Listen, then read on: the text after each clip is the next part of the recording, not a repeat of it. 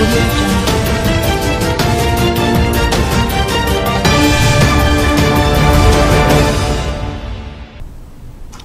Welcome to my media news. నేను కళ్యాణి. పార్వతీపురం మన్యం జిల్లా సాలూరు నియోజకవర్గ వైసీపీ అభ్యర్థి డిప్యూటీ సీఎం పీడిక రాజన్నధర తమ నామినేషన్ పత్రాలు దాఖలు చేశారు. రాజన్నధర నామినేషన్ కార్యక్రమం జాతర మైమర్పించింది.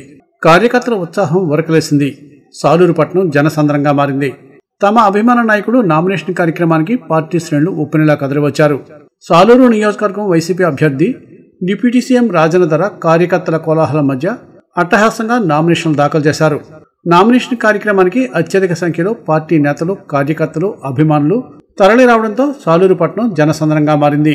పార్టీ శ్రేణుల కోలాహలంతో భారీ ఊరేగింపుగా డిప్యూటీ సీఎం రాజన్నధర తమ నామినేషన్ పత్రాలను తహసీల్దార్ కార్యాలయంలో ఎన్నికల రిటర్నింగ్ అధికారి విష్ణుచరణ్కి సమర్పించారు.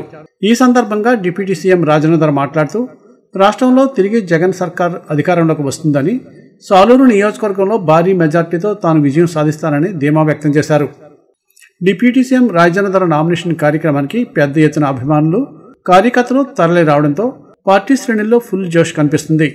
రాజన్నధర గెలుపు ఖాయమని పార్టీ శ్రేణులు ఆనందం వ్యక్తం చేస్తున్నారు. సాలూరు నియోజకవర్గ ప్రజల యొక్క అభిమానంతోనూ, మీ యొక్క ఆశీస్సులతోనూ, మీ యొక్క దీవెనతోనూ నేను ఇప్పటి వరకు 4 సార్లు మీరు నన్ను ఎమ్మెల్యేగా గెలిపించారు. మిమ్మల్ని అడుగుతున్నాను,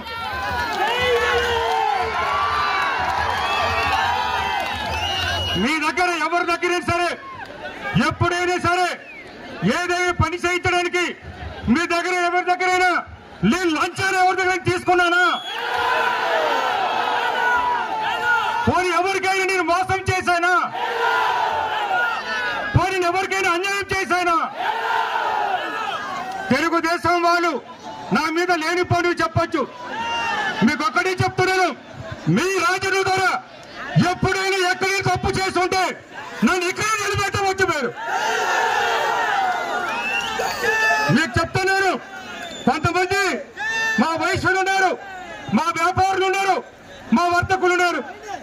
మీ అందరి కోసం, మీకోసం ఈ నడి రోడ్డు కూడా కొట్టకుండా ప్రభుత్వం ప్రత్యేకంగా కేంద్ర ప్రభుత్వం నుంచి బైపాస్ తీసుకొచ్చాను. దానివల్ల నేను నడి రోడ్డు కొట్టడం లేదు, మీ వ్యాపారానికి ఏ ఇబ్బంది లేకుండా చేశాను. అలాగే ఉద్యోగులకు కూడా, ఏ ఉద్యోగి నా దగ్గరికి వచ్చినా సరే, ఎప్పుడు వచ్చినా సరే ప్రేమతో, అభిమానంతో, ఒక స్నేహితుడిగా వాళ్ళు మంచి పనులు చేసేది తప్ప ఎవరికి కూడా ఎప్పుడు కూడా అన్యాయం చేయలేదు, మోసం చేయడం లేదు.